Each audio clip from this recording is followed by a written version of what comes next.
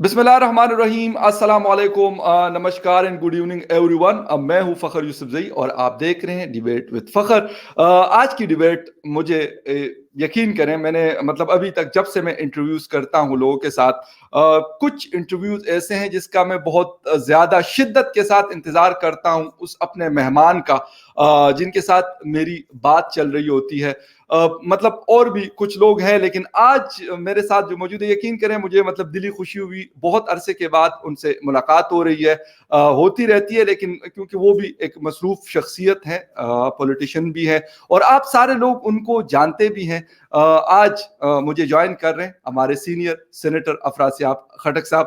السلام علیکم سر۔ وعلیکم السلام، کیسی مزاج ہیں؟ خیریت سے ٹھیک ٹھاک ہیں آپ؟ سر بہت زبردست، اور یقین کریں بہت خوشی ہو رہی ہے آپ سے ملاقات ہو رہی ہے اس ڈیبیٹ کے اندر، کیونکہ بہت ساری چیزیں ایسی تھی کہ جو میں چاہتا تھا کہ صرف آپ ہی مجھے نظر آ رہے تھے، کہ شاید آپ ہی ہمارے ساتھ جب ڈسکشن آپ کے ساتھ ہوگی تو ہم بہتر سمجھ پائیں گے ان چیزوں کو۔ اور بہت سارے دوستوں نے مجھے بار بار کہا کہ آپ جو ہے باچا خان بابا کے اوپر بات، تو میں نے بہت سوچا، میں نے کہ یار ان سے زیادہ بہتر شاید کوئی شخصیت نہیں ہے۔ بہت سارے لوگوں نے ان کے اوپر لکھا بھی، لیکن کیونکہ آپ ایک اور طریقے سے میں دیکھتا رہتا ہوں کم از کم 5-6 سالوں سے آپ کو، تو مجھے آپ سب سے موضوع ترین شخص لگے۔ سر اگر ہم شروع کر لیں اس بات سے کہ آج کل کی جو شدت پسندی رہی ہے، ویسے تو پوری دنیا میں ہے، لیکن ہمارا یہ ریجن سب سے زیادہ متاثر ہوا ہے، اور باچا خان بابا کے فلسفے کو ہم دیکھ لیں، ان کی آئیڈیالوجی کو دیکھ لیں، تو کیوں ہم ان فلسفے کو نہیں رائج کر سکے اپنے ملک میں، اور اتنا بڑا نقصان ہم نے ہر طریقے سے اٹھا لیا، ریلیجن کا ہو، ملک کا ہو، یا کسی بھی طریقے سے ہم بات کریں۔ آپ سے اس پہ سر ٹیک چاہوں گا۔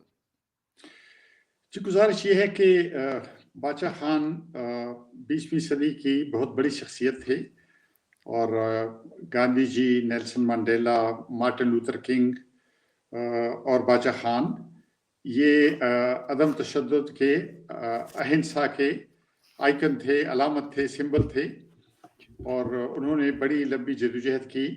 اور میں سمجھتا ہوں باچا خان کو یہ ڈسٹنکشن حاصل ہے کہ انہوں نے ہمارے جیسے پشتونوں کے قبائلی معاشرے میں نان وائلنس کو نہ صرف رائج کیا بلکہ پریکٹس کیا، اور لاکھوں لوگ ان کے پیروکار بنے، اور انہوں نے اس کو نہ صرف انٹرنلائز کیا بلکہ اس کو اپنی زندگی کا حصہ بنایا، اپنے عقیدے کا حصہ بنایا۔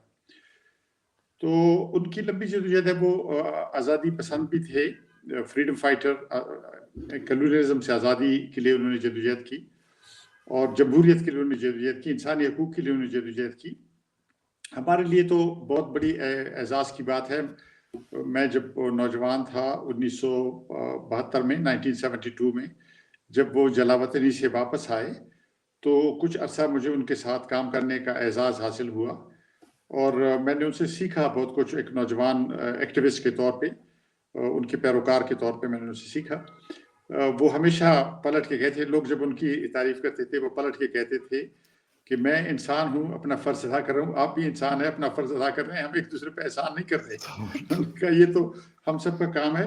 اور ان کا جو ایک طرح براڈ ویژن تھا، جو پیسفل کو ایگزسٹنس کے بارے میں ان کی کلیئرٹی تھی، یہ ہماری خوش قسمتی تھی کہ ان کو پورے ساؤتھ ایشیا کی سیاست میں جانے کا موقع ملا، اور وہ اگرچہ بہت عقیدتاً اچھے مسلمان تھے، لیکن یہ تھا کہ وہ سیاست کو مذہب سے الگ رکھتے تھے، اور انہوں نے جو سب کانٹیننٹ ہے ساؤتھ ایشیا، اس میں سب لوگوں کی، جو چاہے جس کا تعلق جس بھی مذہب سے تھا، جس بھی لینگویج سے تھا، جس ریجن سے تھا، ان سب کی خدمت کی اور سب کی خدمت کرنے کے قائل تھے۔ تو میرے خیال میں ان کی لیگیسی، ان کا جو ورثہ ہے، سیاسی ورثہ، سماجی ورثہ، اور وہ خود کو آخر تک وہ سماجی ریفارمر کہتے تھے، وہ یعنی سماجی اصلاح یا سوشل ریفارم کا کام کرنے پر وہ فخر کرتے تھے، کیونکہ انہوں نے شروع کیا تھا ایجوکیشن سے 20ویں صدی کے شروع میں، تعلیم کو عام کرنے سے، یہاں پہ اسکول بنانے میں، مدرسے بنانے، اور پھر اس کے بعد انہوں نے جو پیسفل کو ایگزسٹنس ہے، اس کو اپنی زندگی کا فلسفہ بنایا۔ تو میں سمجھتا ہوں یہ بڑی ریلیونٹ لیگیسی ہے ہمارے معاشرے میں۔ بدقسمتی سے کولڈ وار میں، سرد جنگ میں ہمارا جو علاقہ تھا وہ پھنس گیا، बड़ी ताकतों के दरमियान जो महज आराई थी, जो पोलराइजेशन की तनिश थी, उसका शिकार हुआ और उसके नतीजे में यहाँ पे बहुत खूनरेजी हुई, यहाँ पे बदअमनी आई, अहिंसा हमने देखी लंबे अरसे तक, और अब भी हम उससे गुजर रहे हैं। मजहबी इंतहापसंदी मजहब जो आए हैं लोगों को जोड़ने के लिए, बदकिस्मती से उसको लोगों को लड़ाने के लिए इस्तेमाल किया गया और कोल्ड वार का एक तरह से हम कैनन फॉडर बने, हम ईंधन बने दूसरों की लड़ाइयों के। और बादशाह खान इसके बारे में बहुत खबरदार करते रहे आखिर तक। 80s में जब अफगानिस्तान में जंग जारी थी, उन्होंने कहा कि ये जिहाद नहीं है, क्योंकि उन्होंने कहा कि ये बड़ी ताकतों की जंग है और वो हमारे कांधे पे बंदूक रखे एक दूसरे के साथ बदले और इंतकाम का खेल खेल रही हैं, हमें ईंधन नहीं बना चाहिए पराई जंगों का। और मैं समझता हूँ कि ये बड़ी ज़बरदस्त बात थी। बहुत से लोगों ने उनके खिलाफ फितवे दिए, उनके खिलाफ इल्ज़ामात लगाए गए, लेकिन उन्होंने कभी इसकी परवाह नहीं की। वो सच्चे आदमी थे, खरे आदमी थे, वो बात करते थे।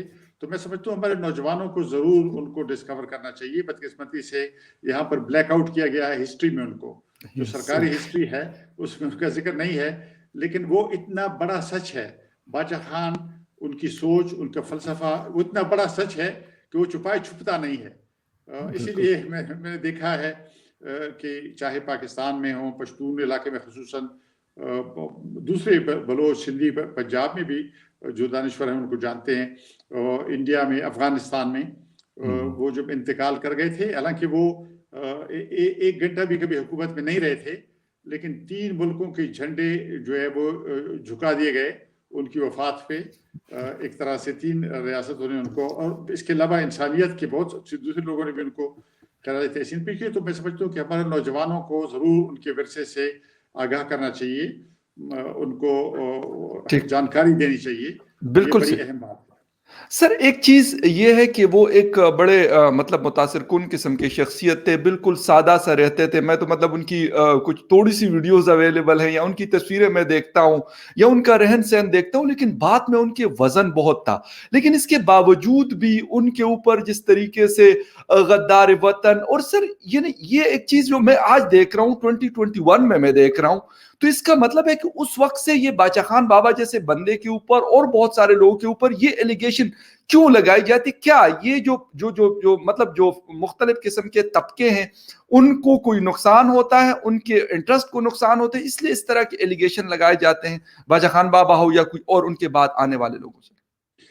जी बिल्कुल, असल में वो आज़ादी पसंद थे। वो सारे बरसगीर को, साउथ एशिया को, बल्कि सब इंसानियत को आज़ाद देखना चाहते थे। और उन्होंने जो ब्रिटिश कॉलोनियलिज्म था उसके खिलाफ उन्होंने जद्दोजहद की। तो उस जद्दोजहद में ज़ाहिर है कि जो कॉलोनियलिज्म के हामी थे, उनके पास यही तरीका था कि वो उन पर इल्ज़ामात लगाएं, उनके खिलाफ प्रोपेगेंडा करें। ये जैसे मैंने अर्ज़ किया, वो बड़े बाअमल मुसलमान थे, लेकिन कभी वो इसको नुमाइश के लिए इस्तेमाल नहीं करते थे। वो अपने अकीदे वो करते थे, अपने अकीदे का पालन करते थे, लेकिन उसके बावजूद उनके खिलाफ प्रोपेगेंडा किया गया, इतना प्रोपेगेंडा किया गया। मुझे याद है 1972 में, 1972 में जब वो वापस तशरीफ लाए जलावतनी से 10 साल जलावतनी के बाद, तो हम कुछ अर्सा उनके साथ रहते थे। जहाँ जहाँ वो जाते थे, हम नौजवान लोगों का एक गिरोह उनके साथ होता था। तो मुझे याद है एक दफ़ा हम उनके साथ बैठे हुए थे, एक आदमी आया जो बहुत सालों के बाद उनसे मिला। उस आदमी ने पूछा कि बाबा, कहते हैं कि आप लोगों ने इस्लाम छोड़ दिया था इस दौरान में, कांग्रेस में आप शामिल हो गए थे तो आप हिंदू हो गए थे, और तो ये कितना सही है या कितना सही नहीं है? तो बादशाह खान मुस्कुराए, उन्होंने कहा कि बेटा, जिस शख्स को अंग्रेजों ने काफिर करार दिया हो उसका मुसलमान होना मुश्किल नजर आता है। यानी उन्होंने बड़ी पते की बात कही।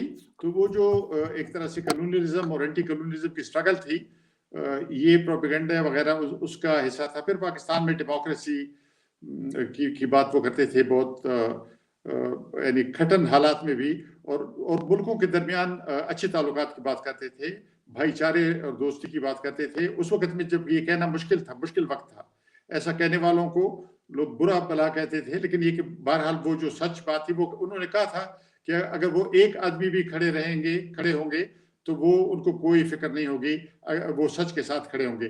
اور انہوں نے زندگی بھر یہ وچن نبھایا, یہ وعدہ نبھایا انہوں نے. اچھا سر، ایک چیز یہ ہے کہ مطلب انہوں نے اس وقت ایک بہت بڑا، میں کہتا ہوں کہ انہوں نے سٹرگل کیا. اگر بابڑا کی ہم بات کرتے ہیں یا اور بہت سارے مشکل ادوار گزرے ہیں، میں نے آپ سے بھی سنا اور بھی مختلف جو ہمارے سینئرز ہیں تو ان سے میں نے سنا کہ بڑی مشکلات انہوں نے کاٹی. آج پھر ایک بڑا کٹن قسم کا سر دور ہے، آج چلے میڈیا ہے، الیکٹرانک پرنٹ سوشل سب کچھ ہے. لیکن اس کے باوجود بھی سر اس وقت جب اگر ہم میڈیا کی بات کرتے ہیں پاکستان میں، تو کیا اس طرح کی قدغن نہیں لگے ہوئے جس طرح باچا خان بابا کے خلاف پروپیگنڈا کیا جاتا تھا یا ان کو بدنام کرنے کی ناکام کوشش کی جاتی ہے؟ آج ان کو دنیا کا لیڈر مانا جاتا ہے. جو میں نے سنا، یقین کریں میں ہندوستان میں حیران ہو جاتا ہوں کہ کوئی بندہ ایسا نہیں ہے جو مطلب باچا خان بابا کی بات نہ کرتا ہو. مجھے حیرانگی ہوتی ہے. اور یہ جو آپ نے ہسٹری والی سر بات کی، تو مجھے 2-3 لوگوں نے کہا، ایک طارق فتح صاحب نے مجھے کہا کہ بیٹا آپ لوگوں کو غلط ہسٹری پڑھائی جاتی ہے، آپ کو صحیح ہسٹری پڑھائی نہیں جاتی. جو اگر صحیح ہوگی تو اس میں بہت ساری چیزیں جو آپ نے سر ذکر کیا تو وہ آپ کو سمجھ تب آئیں گی.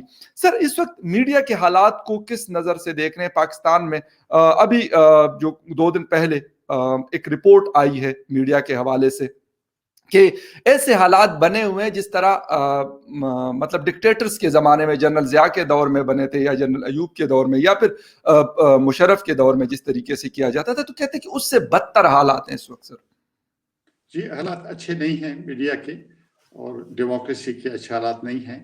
اور الیکٹرانک میڈیا بالکل ایک طرح سے اس کے اوپر سینسر ہے، پابندیاں ہیں، اور لوگ لکھ نہیں پاتے ہیں. میں خود ایک کالم لکھتا تھا ڈیلی نیشن میں، 3 سال سے زیادہ تک میرا کالم چھپا، پھر بند ہو گیا. اب میں نہیں لکھ پاتا، اور بہت سارے لوگ. تو میڈیا کے حالات اچھے نہیں ہیں، اور یہ بڑی افسوس کی بات ہے، بدقسمتی کی بات ہے. ساؤتھ ایشیا میں ہم لوگوں نے اسٹرگل، ہمارے آباء و اجداد نے اسٹرگل کی تھی آزادی کے لیے. تو آزادی کے مطلب آزادی تھا، اس کا مطلب یہ تھا کہ ہم آزادی سے بول سکیں گے.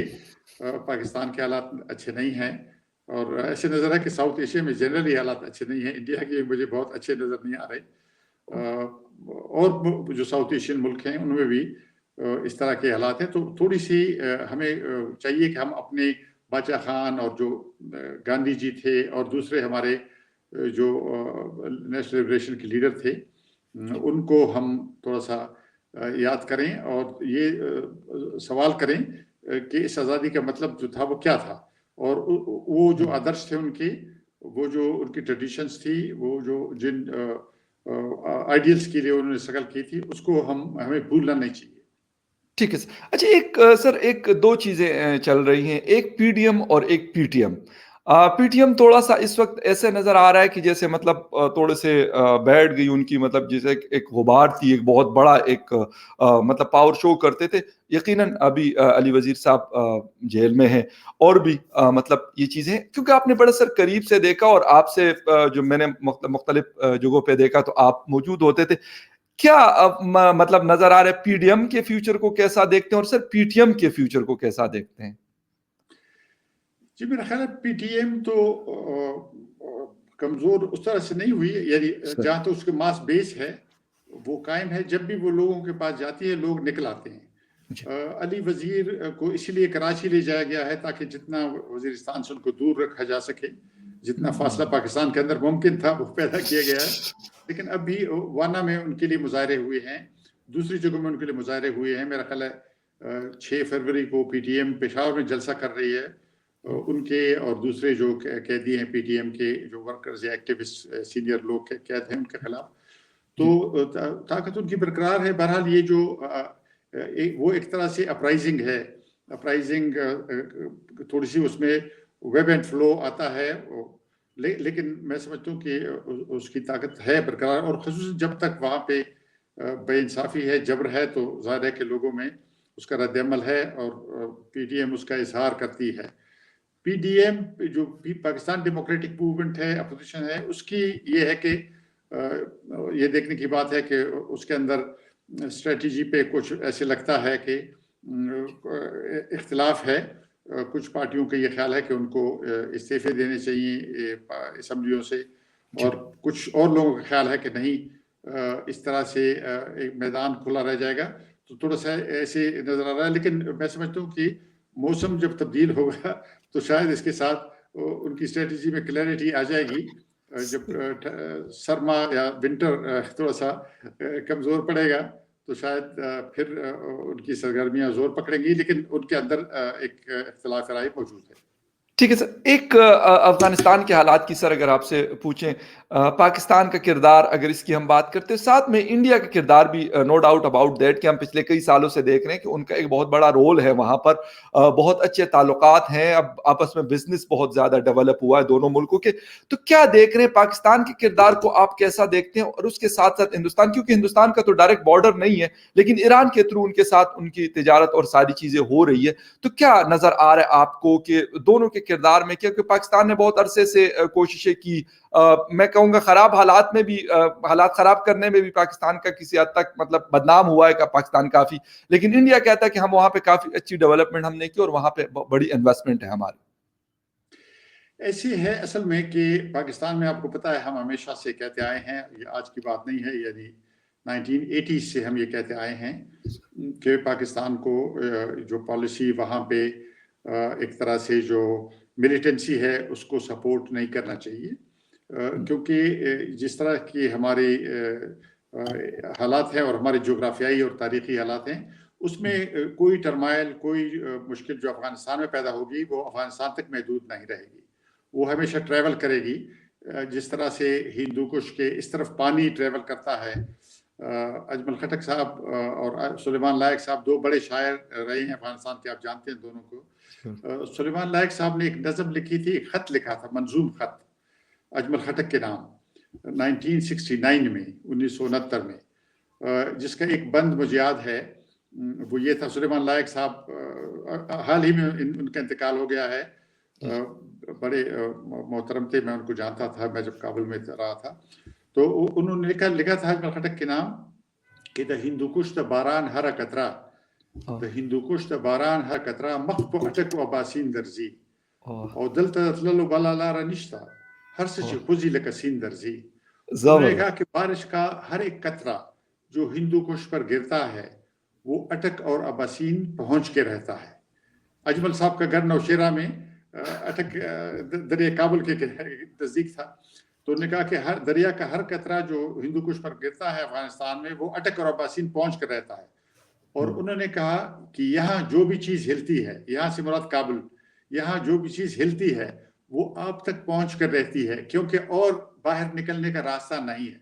तो इस तरह ये तारीख का भी फ्लो है, तारीख भी इस तरह बहती रही है और पानी भी इस तरह बह रहा है। तो इसको हम कहते रहे हैं पाकिस्तान से कि वो इस तरह की अपनी पॉलिसियाँ तब्दील करे और अफगानिस्तान के अंदर मुदाखलत ना करे और मिलिटेंसी को सपोर्ट ना करे, अपनी ज़मीन को इस्तेमाल ना होने दे। ये एक बदकिस्मती रही है कि पाकिस्तान की पॉलिसी जनरल ज़िया-उल-हक के वक्त से इस सिलसिले में बड़ी टेढ़ी पॉलिसी रही है और जिसका नुकसान खुद मेरे ख्याल में पाकिस्तान को भी उठाना पड़ा है, क्योंकि यहाँ पे जिस तरह से तशद्दुद आया है और जिस तरह से अमवात हुई हैं, जिस तरह से तबाही हुई है और खुसूसन पश्तूनों में बड़ी तबाही हुई है, तो हम इसके खिलाफ एहतजाज करते हैं और PTM इसका सबूत है इस तबाही के खिलाफ एहतजाज का। तो वो बात है। हिंदुस्तान के साथ उनके रवायती ताल्लुकात हैं, बहुत तारीखी ताल्लुकात हैं अफगानिस्तान के, और पाकिस्तान में जो लोग कहते हैं कि वो क्यों इंडिया से ताल्लुक रखना चाहते हैं, हम उनको हमेशा कहते हैं कि दोनों वो आज़ाद मुल्क हैं, अफगानिस्तान इंडिया, उनको हक है कि आपस में ताल्लुकात रखें, जैसे पाकिस्तान को हक है कि वो अपने ताल्लुकात हर मुल्क के साथ रखे। अलबत्ता ये हम कहना चाहते हैं दोनों से, पाकिस्तान से और इंडिया दोनों से, कि वो अगर उनके दरमियान कोई इख्तिलाफ है तो उसको भी पीसफुल तरीके से नेगोशिएशन से उनको हल करना चाहिए और इस इख्तिलाफ को अफगानिस्तान नहीं ले जाना चाहिए और अफगानिस्तान को इस इख्तिलाफ से पोलराइज नहीं करना चाहिए। ये ज़रा कभी कभी तशवीश की बात होती है, कंसर्न होता है लोगों को ये देख के कि कभी कभी ये जो एक दूसरे के खिलाफ इल्ज़ामात लगते हैं और उसमें फिर उसका असर अफगानिस्तान पे भी नेगेटिवली पड़ता है। तो दोनों से ये हमारी उम्मीद होगी और डिमांड भी होगा कि वो वहाँ पे पीस के लिए कोशिश करें या कम से कम ये करें कि वो अपने इख्तिलाफात वहाँ से दूर रखें। ठीक। अच्छा सर, एक हिंदुस्तान के हवाले से आपसे सवाल करना चाह रहा हूँ, क्योंकि आपका काफ़ी आना जाना है और आपने मुख्तलिफ अदवार सर वहाँ पे देखे हैं। मोदी जी आए हैं तो हमारे पाकिस्तान की अगर मैं बात करता हूं तो लोग ज्यादा पसंद नहीं करते उनको, लेकिन जब मैं इंडियन से सर बात करता हूं तो लोग बहुत ज्यादा उनको चाहते हैं और कहते हैं कि हमारे लिए बड़े अच्छे उन्होंने काम शुरू किए और हम बड़े खुश हैं उनसे, इसलिए वो दोबारा जीते हैं। अगर वो तीसरी दफा होंगे तो हम तीसरी दफा भी उनको चुनेंगे। आपको सर क्या नजर आता है हिंदुस्तान के अंदर फर्क, जो पहली हुकूमतें हुआ करती थी, मनमोहन सिंह साहब प्राइम मिनिस्टर रहे, इसके अलावा बहुत सारे लोग रहे, उनके अदवार आपने देखे और अभी वाले भी यकीनन आपने देखे, क्या फर्क नजर आ रहा है आपको?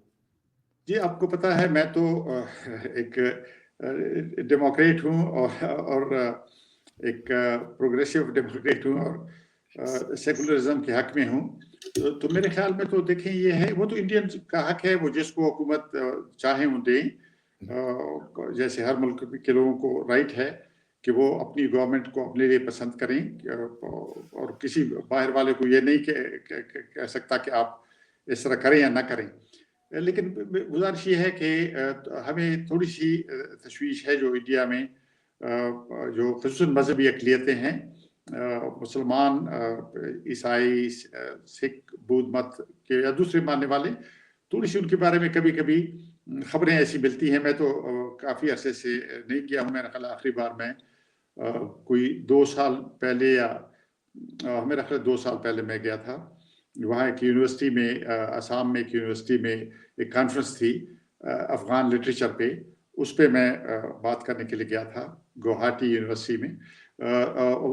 वो था मेरा ख्याल 2019 फरवरी में। उसके बाद से मैं नहीं गया हूँ, लेकिन खबरें अखबारों में कभी कभी आ जाती हैं।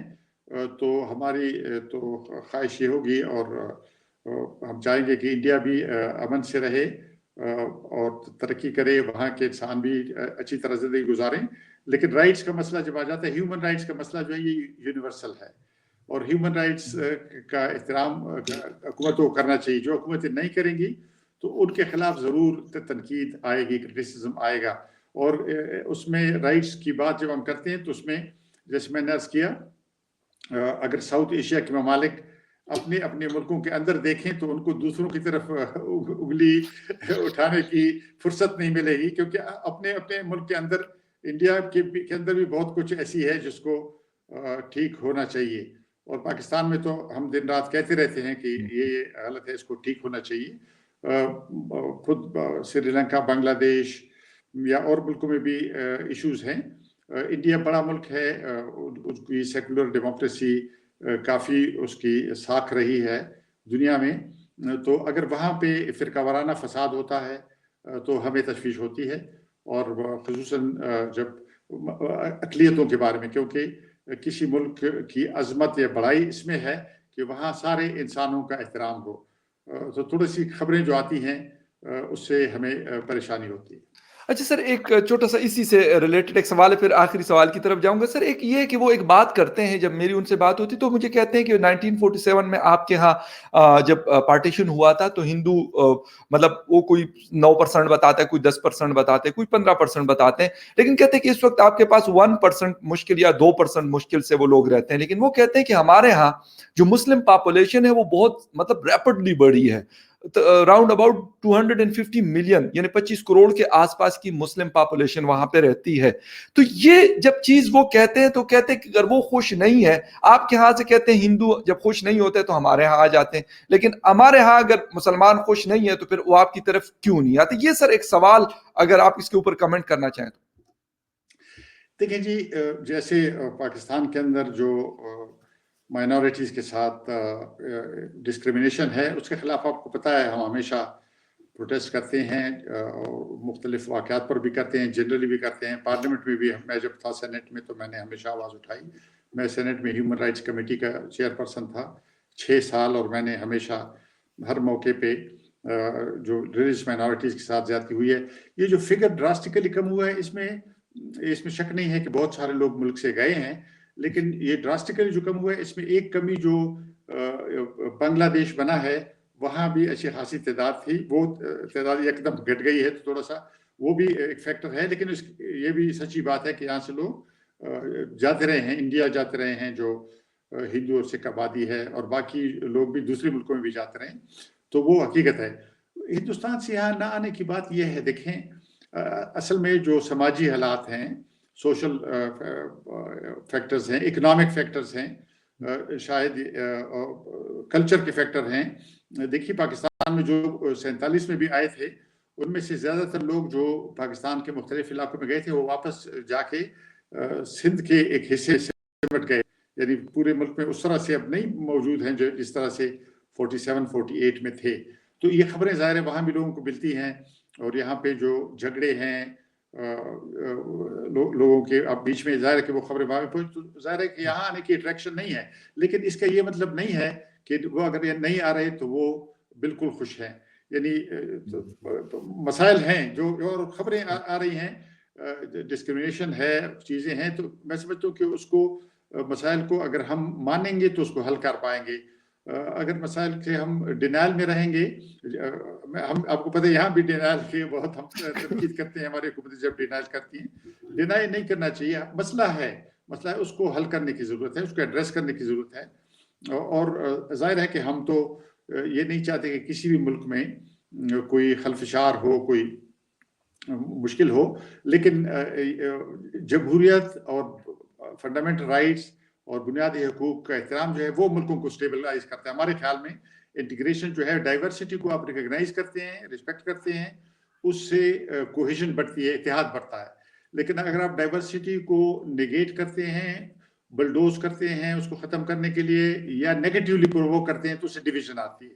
یہ ایک معلوم ہے. اور تھوڑا سا ہمیں یاد رکھنا چاہیے کہ 20ویں صدی میں ہمیں لڑایا مذہب کے نام پہ باہر کی قوتوں نے, جو کلونیل فورسز تھی. لیکن اب تو وہ فورسز نہیں ہیں. ہمیں اپنے ملکوں میں, آزاد ملکوں میں, ایک دوسرے کے ساتھ نئے تعلقات برابری کے, انسانیت کے, دوستی کی, اخوت کے بنانے چاہیے. یہ جو مذہب ہر ایک کا اپنا اپنا ہے, ہمیں سب مذہبوں کا احترام ہے, ہمیں کوئی اعتراض نہیں ہے کہ کسی کا کیا عقیدہ ہے. لیکن اصل یہ ہے کہ وہ عقیدہ تو آپ کا اور آپ کے جو جس کو مانتے ہیں اس کے درمیان ہے. انسانوں کے درمیان اس کو میں سمجھتا ہوں نہیں لانا چاہیے. بالکل زبردست سر بات کی. اور ایک چھوٹی سی اگر مندر کے حوالے سے کہہ دیں, کیونکہ مندر جس طرح یہ کرک والا مندر کا واقعہ ہوا, لیکن اس کے اوپر بھی ایک کوئک ایکشن لیا گیا, غلط ہوا, لیکن سر اس پہ ایکشن ہوا اس سے پہلے 2015 میں بنایا گیا. تو سندھ میں بہت زیادہ ہمارے دوست یہ شکایت کرتے ہیں کہ وہاں پہ مختلف جو مندر تھے, وہاں پہ کیونکہ پاپولیشن زیادہ ہے ہندو کمیونٹی کی, تو ان کو بہت زیادہ ان کی بے حرمتی کی جاتی ہے. تو کہتے ہیں کہ جو اگر آپ کہتے ہیں کہ برا مانتے ہو, آپ کے ہاں بلاسفیمی لا ہے, جب آپ کے کسی پیغمبر کی یا کسی کی اگر بے حرمتی کوئی کرتا ہے تو ان کے اوپر وہ آپ لاگو کرتے ہیں. تو کہتے ہیں کہ ہمارے مندر کو کوئی توڑتا ہے یا ہمارے مورتیوں کو کوئی توڑتا ہے, وہ ہمارے گاڈز ہیں. تو اس کے اوپر کہتے ہیں کہ کوئی اس قسم کے لاس سر کیوں نہیں, اگر ان شارٹ آپ اس کے اوپر اگر بات کرنا چاہیں. جی, میں تو ہمیشہ یہ کہتا ہوں کہ ہر جو بھی لوگوں کا مذہبی عقیدہ ہے اس کا احترام کرنا چاہیے, اور اس کی بے حرمتی نہیں کرنی چاہیے. دیکھیں جی, اصل میں اصول یہ ہے کہ ہر آدمی کو یہ حق ہے کہ وہ کہیں کہ میرا فیتھ, میرا عقیدہ برحق ہے. اس سے کوئی مشکل نہیں ہے. ہر آدمی کو یہ حق ہے, مرد یا عورت کو, اگر وہ یہ کہتے ہیں تو اس سے اگر اس کی یعنی تسلی بھی ہوتی ہے اور اس کو اطمینان ملتا ہے, یہ بہت ٹھیک بات ہے. اصل میں خرابی کہاں پیدا ہوتی ہے؟ لوگ یہاں رکتے نہیں ہیں. وہ ایک قدم آگے جا کے کہتے ہیں کہ میرا عقیدہ ٹھیک ہے, فلاں کا عقیدہ غلط ہے, اور پھر یہاں بھی نہیں رکتے. پھر کہتے ہیں اس غلط عقیدے کو ختم کرنے کے لیے میں قدم اٹھا رہا ہوں. ظاہر ہے یہاں سے فساد شروع ہوتا ہے. تو یہ ہمارے ہاں ہوتا ہے بالکل, سندھ میں اور دوسری جگہوں میں بھی ہوتا ہے. تو اور ہم, آپ کو پتہ ہے, ہمیشہ اس کے خلاف کھڑے ہوتے ہیں, اور ہم کہتے ہیں کہ جو مندر ہے, جو پگوڈا ہے, یا کوئی اور لوگوں کی عبادت گاہ ہے, جو بھی ہے وہ مقدس ہے, کیونکہ لوگ اس پر عقیدہ رکھتے ہیں. یہ بالکل ٹھیک بات ہے. لیکن دیکھیں نا, انڈیا میں بھی اس طرح کے واقعات بڑے ہیں, بہت بڑے ہیں. جو خود انڈیا میں جو سول سوسائٹی کے لوگ ہیں وہ یہ بات کہتے ہیں. اور جو مجھے خوشی ہوتی ہے وہ یہ کہ انڈیا میں بھی ایک سول سوسائٹی ہے جو اٹھ کھڑی ہوتی ہے, جو آواز اٹھاتی ہے ڈسکریمنیشن کے خلاف. جس طرح ہم اٹھاتے ہیں, میرا خیال ہے وہاں بھی ایک بڑی سول سوسائٹی ہے, اور انہوں نے ہمیشہ آواز اٹھائی ہے. اور یہی ہم لوگوں کو کرنا چاہیے ہر ملک میں. دیکھیں نا, ایسے لوگ بھی ہوں گے جو زیادتی کر رہے ہوں گے, ظلم کر رہے ہوں گے, لیکن اس پہ خاموش نہیں رہنا چاہیے، کیونکہ اگر ہم اپنے معاشروں میں ظلم پر خاموش رہیں گے تو معاشرے جنگل بن جائیں گے. ان کے انسان بنے رہنے کی سب سے بڑی ضمانت یہ ہے کہ ہم ظلم کے خلاف مزاحمت کرتے رہیں، آواز اٹھاتے رہیں. بالکل سر ایک چیز جو اس وقت پاکستان میں بہت زیادہ ہو رہی ہے، ہمارے کچھ سیول جو ہمارے ملٹری اداروں کے جنرلز ہوتے ہیں، مختلف اداروں میں وہ بیٹھے ہوتے ہیں، یہاں تک کہ مطلب جنرل عاصم سلیم باجوہ کو special adviser to prime minister for information بنایا گیا. وہ DGISPR رہے ہیں، ایک الگ سے ان کی مطلب ایک جاب تھی، وہ کر چکے ہیں، وہ ریٹائرڈ ہیں. اس کے ساتھ CPEC اتھارٹی کے وہ چیئرمین ہیں. اس طرح کے سر بہت سارے اداروں میں جب بھی ہم دیکھتے ہیں، بڑے بڑے ادارے ہیں. جب اسٹیل مل کو اگر ہم دیکھتے ہیں سر، اسٹیل مل ختم ہو گیا، کچھ بھی نہیں ہے وہاں پر، لیکن اس وقت بھی وہاں پر اس کا جو ہیڈ ہے وہ ایک ریٹائرڈ جنرل صاحب بیٹھے ہوئے، PIA کے ایئر مارشل صاحب بیٹھے ہیں. اس طرح کے بہت سارے اداروں میں یہ لوگ بیٹھے رہتے ہیں، خراب بھی کرتے ہیں، اور سر سارا جو ملبہ ہے وہ سویلینز کے اوپر پھینک دیتے ہیں. مطلب جس طرح آپ ایک پولیٹیکل شخص ہیں یا پھر اور پارٹیوں کے لوگوں کو، ان کو گندا کرتے ہیں، سارا کچھ یہ خود کرتے ہیں، لیکن سارا جو اس کا جو ملبہ ہے وہ عام سویلینز کے اوپر پہ ڈال دیتے ہیں. سر جی ہے، معاملہ ایک مسئلہ ہے، بڑا مسئلہ رہا ہے. یعنی ہمارے ہاں جو آئینی نظام ہے، کانسٹیٹیوشنل سسٹم ہے، اس کو ڈیریل کیا گیا ہے بار بار. مارشل لاء لگے ہیں لمبے عرصے تک، ڈائریکٹ ملٹری رول رہا ہے، اور یا پھر انڈائریکٹ رہا ہے، کنٹرول ڈیموکریسی رہی ہے. اور اس میں ظاہر ہے کہ جن لوگوں کی پولیٹیکل پاور میں بالادستی ہے، وہ پھر جابز بھی اپنے لیے ایک طرح سے مونوپلائز کرتے ہیں، اور اس میں پھر قانون اور اس کا خیال نہیں رکھتے. یہ بالکل ہمارے یہاں ہے، لیکن اس کے خلاف تنقید بھی ہے. اور خصوصاً جب سے یہ PDM بنی ہے، پیپلز ڈیموکریٹک موومنٹ، تو ایک اچھی خاصی مؤثر آواز ایسی پالیسیوں کے خلاف سامنے آئی ہے. اور میرے خیال میں پاکستان میں جو چیز امید پیدا کرتی ہے وہ یہ ہے کہ پنجاب میں ایک بیداری دیکھنے میں آ رہی ہے جو ماضی میں نہیں تھی. یعنی ماضی میں چھوٹے صوبوں میں تو لوگ بات کرتے تھے اور ان کو جلدی سے غدار کہتے کہ چھپ کرایا، دبایا جاتا ہے، جیلوں میں ڈال دیا جاتا تھا. لیکن اب پہلی بار ہے کہ ملک کی جو اکثریتی صوبہ ہے اس کے اندر بھی آواز اٹھی ہے، اور ایک طرح سے جو غیر آئینی نظام ہے یا جو غیر جمہوری قوتیں ہیں، جرنیل ہیں، بیوروکریسی ہے، ان کا ایک طرح سے نام لے کے ان کو کہا گیا ہے کہ وہ اس صورتحال کے ذمہ دار ہیں، جو پہلی بار ہوا ہے. تو اس سے امید پیدا ہو چلی ہے کہ پاکستان میں بھی ایک طرح سے ہم جمہوریت کو کسی نہ کسی وقت میں آئندہ فیوچر میں اس کی بحالی کے منتظر ہیں. ٹھیک سر، بہت اچھا ہے. سر آخر میں وائنڈ اپ کریں گے، لیکن آپ سے مطلب آپ سے یہ پوچھ رہے ہیں یہ تھا کہ آپ کے بچوں نے گریجویشن جواہر لال نہرو یونیورسٹی سے کی. جب میں نے پہلی دفعہ سنا تو مجھے سر بڑی حیرانگی ہوئی تھی. اس کے بارے میں تھوڑا سا بتائیں گے کہ مطلب عام آدمی کو جب ہم یہ بتاتے ہیں کہ یار وہاں سے ہم پڑھ کے، یا ہمارا کوئی ریلیٹو پڑھ کے آیا ہوا، تو بڑی حیرانگی ہوتی ہے کہ یار وہاں سے کیسے پڑھ کے آ سکتے. جی، اس میں شک نہیں ہے، اس میں شک نہیں ہے کہ چونکہ ہمارے ملکوں کے تعلقات بدقسمتی سے بڑے خراب رہے ہیں، تو اس میں یہ تھوڑی سی غیر معمولی بات معلوم ہوتی ہے. حالانکہ جو اتنے قریبی پڑوسی ملک ہیں، زبانیں ایک دوسرے کی سمجھتے ہیں، بہت ساری چیزیں ان کے درمیان. اصل میں تو امن موومنٹ میں بہت ایکٹیو رہا ہوں. پاکستان انڈیا کے درمیان جو لوگ پیس چاہتے ہیں، ایکٹیوسٹ ہیں، میں ان میں سے ایک ہوں. ہم نے 94 سے ایک موومنٹ شروع کی تھی، Pak India people's movement for peace and democracy. 94 سے یہاں پہ ڈاکٹر مبشر حسن صاحب تھے، آئی رحمان صاحب تھے، کرامت علی صاحب ہیں، اور اس طرح کے بہت سارے ہمارے دوست تھے. تو میں کوئی 6 یا 7 سال اس تنظیم کے پاکستانی چیپٹر کا چیئر پرسن تھا، اور اپنی انڈین جو ہمارے کولیگز تھے، جو کاؤنٹر پارٹس تھے، ان کے ساتھ ہم مل کر کام کرتے تھے. تو یہاں سے ہم کئی 100 پاکستانیوں کا ڈیلیگیشن لے کے جاتے تھے انڈیا، اور اگلے سال انڈینز آتے تھے اسی طرح کے بڑے ڈیلیگیشنز لے کے پاکستان، اور ہم مختلف شہروں میں کنونشن، جوائنٹ کنونشنز کرتے تھے. تو آنا جانا بہت لمبے بڑے پیمانے پہ رہتا تھا. مجھے یاد ہے 1998 میں ہم نے پشاور میں کیا تھا. حالانکہ پشاور ذرا دور ہے، یعنی لاہور کی نسبت یا دوسرے شہروں کی نسبت، لیکن پشاور میں بھی مجھے یاد ہے 150 انڈین ڈیلیگیٹس آئے تھے. 150، یعنی جو پارٹیشن کے بعد سب سے بڑا ڈیلیگیشن آیا تھا انڈین ڈیلیگیشن پشاور میں، 1998 میں آیا تھا. تو اس طرح سے تو اس لیے مجھے آنے جانے کا بہت اتفاق تھا. تو اس لیے اور میرے بچے پیدا ہوئے افغانستان میں, ان کی جو کیونکہ میری شادی افغانستان کی تھی, پھر میرے بچے وہاں پیدا ہوئے, پھر لیکن انہوں نے پڑھا یہاں پاکستان میں, اسکول, کالج, یعنی گریجویشن تک وہ یہیں پہ پڑھے.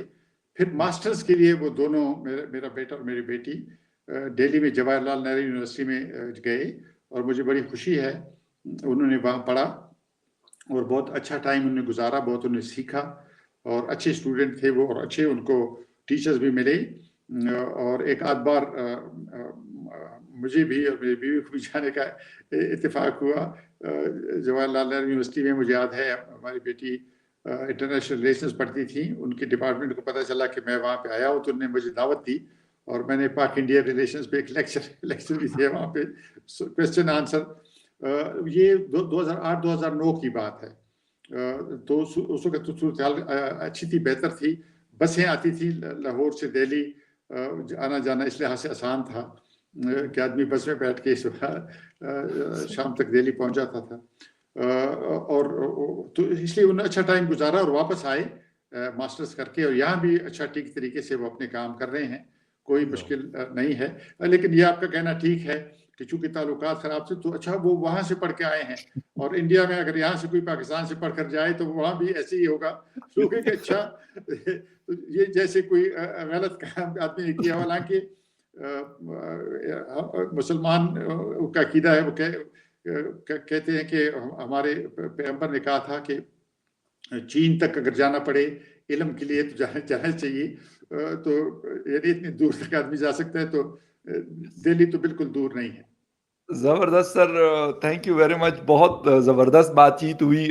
ٹائم ہمارا ختم ہے, اور کیونکہ رات بھی بہت زیادہ ہو گئی ہے, اور میں آپ کو مزید نہیں وہ کرنا چاہتا. آپ نے ٹائم دیا ڈیبیٹ وتھ فخر کو, اور یقیناً ویورز کو یہ جو آپ کی ڈسکشن ہے, جو آپ کے ساتھ بات چیت ہوئی, مجھے بھی بہت ساری انفارمیشن ملی, کیونکہ آپ کے ساتھ جب بھی اتفاق ہوا, لیکن عرصے کے بعد ہوتا ہے, آپ بھی مصروف رہتے ہیں. لیکن once again sir, thank you very much for joining debate with Fakhr, and thank you very much viewers for watching debate with Fakhr. دیکھتے رہیے اس طرح کے انٹرویوز آپ کو, افراسیاب خٹک صاحب ہیں یا پھر اس طرح کے اور ہمارے سینئرز ہیں, بہت اچھی انفارمیٹیو قسم کی ڈسکشن ان کے ساتھ جاری رہے. Thank you.